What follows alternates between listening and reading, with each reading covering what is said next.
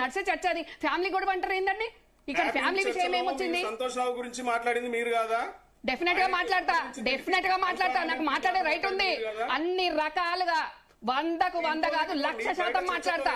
నన్ను మాట్లాడద్దు సంతోష్ గురించి అనే రైట్ ఎవరికి లేదు.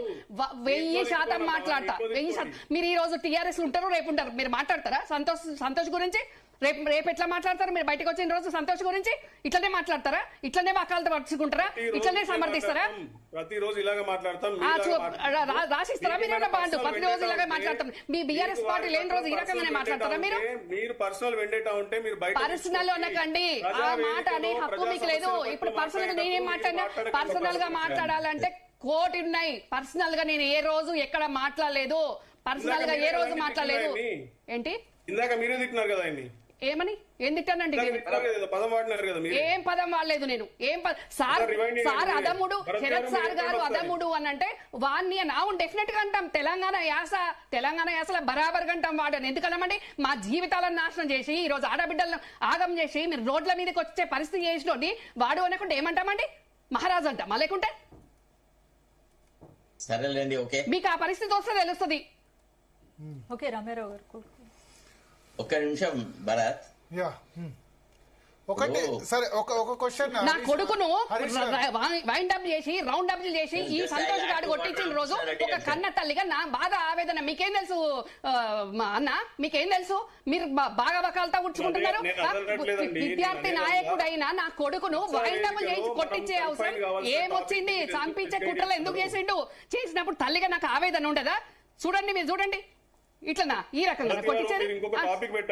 ఇంకో టాపిక్ కాదు, పర్సనల్ అన్నారు మీరు. ఇప్పుడు ఈ రకంగా చేసిన దానికి చూడండి, ఇది చూపించండి, జూమ్ చేసి చూపించండి. ఒక పిల్లవాడిని పట్టుకొని నా కొడుకు ఎన్ఎస్సీఐలో పనిచేస్తుండే ఈ రకంగా అంటే కొట్టించడం, వీళ్ళకి చెప్పి టాస్క్ ఫోర్స్ వాళ్ళకి చెప్పి ఈ రకంగా నాకు కొట్టించడం చూపించండి. ఈ రకంగా చంపించాలనుకుంటారా? ఆన్ కాలేదు అది. ఓకే, ఇప్పుడు ఆయన కూడా అదే అంటారు మీ ఫ్యామిలీకి సంబంధించిన. ఇది ఫ్యామిలీ కాదండి, ఇది ఫ్యామిలీ కాదు భరత్ గారు, ప్లీజ్. ఇది ఫ్యామిలీ అసలే కాదు, ఇది పర్సనల్ ఇష్యూ. ఫ్యామిలీ అని అనకండి, ఫ్యామిలీకి అనకండి ఈ రకంగా అండి. అంటే మేము రాజకీయాలు చేయొద్దు, మేము వేరే పార్టీలు ఉండొద్దు, మేము ఎదగొద్దు. ఇంత కుట్రలు చేయడం మా మీద మాట్లాడట్లేదు. నేనేం కేసీఆర్ గారి ఫామ్ హౌస్ లో వాటాలు అడగలేదు, కేసీఆర్ గారి ఆస్తుల్లో వాటాలు అడగలేదు. మీరు దయచేసి పర్సనల్ అని అనొద్దు, పర్సనల్ అనొద్దు. మాకు ఏముంది ఏం లేదు అనేది మీకు ఏం తెలుసు? మేము అట్లా పర్సనల్ మాట్లాడితే ఏ ఒక్క బీఆర్ఎస్ నాయకుడు వచ్చి మాట్లాడే పరిస్థితి ఉండదు, గమనించుకోండి అది. ఓకే హరీష్ గారు చెప్పండి. ఒకటి, ఇప్పుడు మీరు సరే ఇవన్నీ మాట్లాడుతున్నారు కానీ ఇప్పుడు ప్రాథమిక ప్రైమా ఫేసి ఎవిడెన్స్ అక్కడ కనబడుతుంది. రాధాకిషన్ రావు కన్ఫెషన్ స్టేట్మెంట్ లో పెద్ద ఆయన అని చెప్పారు. ప్రణీత్ రావు హార్డ్ డిస్క్ ధ్వంసం చేయాల్సిన అవసరం అయింది ఫోన్ ట్యాపింగ్ కనుక ఇల్లీగల్ గా జరగకపోతే. మావోయిస్టుల పేరు చెప్పుకొని రఘునందన్ రావు, బండి సంజయ్ వాళ్ళందరి ఫోన్ ట్యాపింగ్ ఎందుకు చేయాల్సి వచ్చింది? అదే చెప్తున్నా, కవిత తన భర్త ఫోన్ ట్యాప్ చేశారంటోంది. అక్కడికే వస్తున్నామండి. ఫోన్ ట్యాపింగ్ కి ఆదేశాలు ఇచ్చినటువంటి వ్యక్తుల పేర్లు బయట పెట్టండి.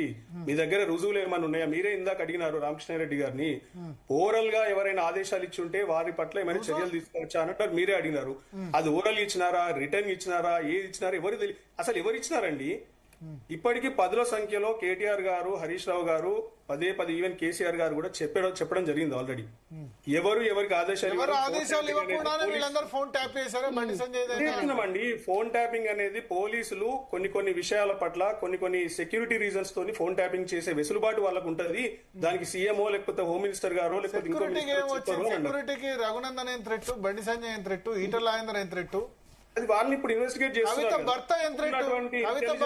కవిత భర్త అనిల్ ఎట్లా థ్రెట్ అవుతారు సెక్యూరిటీ? నేను అదే అంటున్నానండి. అప్పుడు ఉన్నటువంటి ఇంటెలిజెన్స్ చీఫ్ ఎవరు, లేకపోతే అప్పుడు ఉన్నటువంటి కన్సర్న్ ఆఫీసర్ ప్రభాకర్ రావు గారు, మీరు ఇందాక రాధాకిషన్ రావు గారు మీరు ఇందాక అన్నారు పెద్ద రాధాకిషన్ రావు టాస్క్ ఫోర్స్. అదే ఇవన్నీ కూడా బయటికి రావాలి కదా.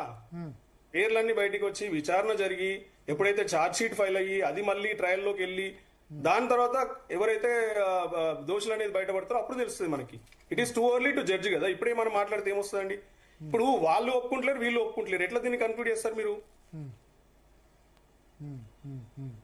పోలీసు వాళ్ళ దగ్గర ఏమో సరైనటువంటి ఆధారాలు లేవు. సంగప్ప గారు వాళ్ళేదో మాట్లాడాలనుకుంటారు. ఇంకా సంగప్ప గారు చెప్పండి.